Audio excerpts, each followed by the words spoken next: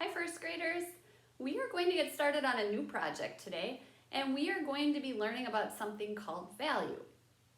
In art, value means something completely different than the other type of value that you may be thinking about.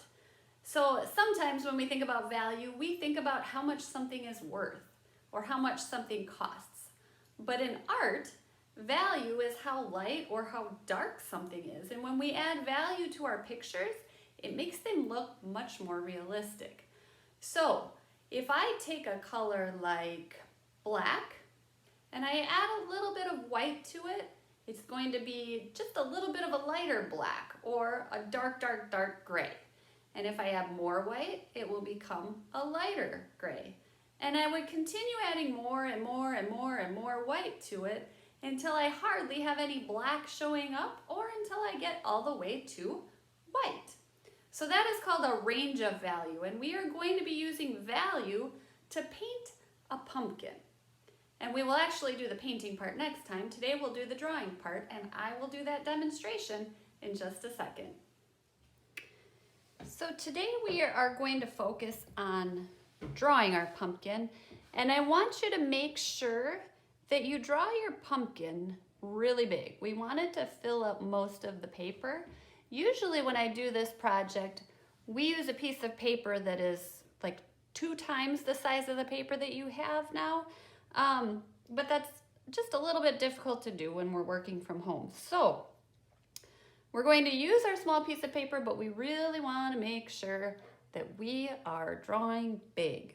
So what I am going to do is start up towards the top of my paper, right in the top but center, not completely at the top because we have to make a stem for our pumpkin.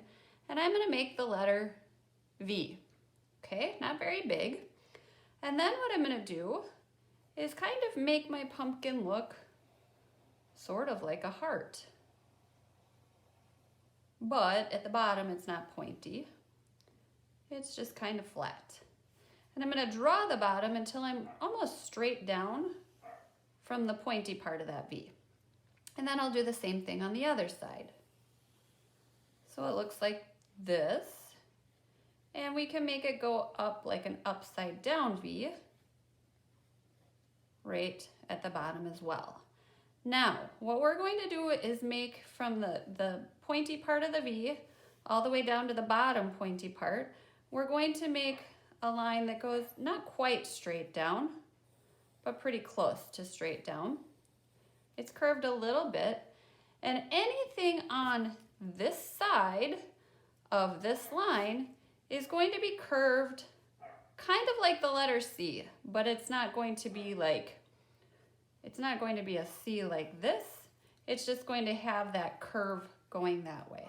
So I'll start at the point, and I want every single line that I draw to start at the point at the top and end at the point at the bottom. And I would say that you should probably draw 2 or 3 of these. And remember that I'm making sure that it starts at the point at the top and ends at the point at the bottom.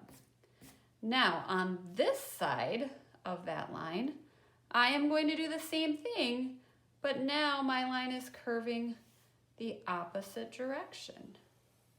But again, I'm going from this point to this point. And I'll draw 2 or 3 of those lines. I want you to notice that the space is pretty close to even in all of these slices of the pumpkin. You want to make sure that you do that. You don't want all 3 of your lines right here close to the middle, because then it'll look kind of funny. It won't really look like a pumpkin, okay? So now I'm done drawing the shape of my pumpkin as well as the lines that are in the pumpkin. Up here at the top, I have to draw my stem, which is kind of like a triangle, except it's a little bit rounded. Now if you want, you can make the little vines that curl off, but you don't have to. So that part's up to you. Oh my goodness, my dog is outside barking like crazy. So now mine looks like this. Okay. I want you to finish this part for your next class. But this is all the further I want you to do. No Sharpie, no painting, just the drawing part of the project. All right, see you next time.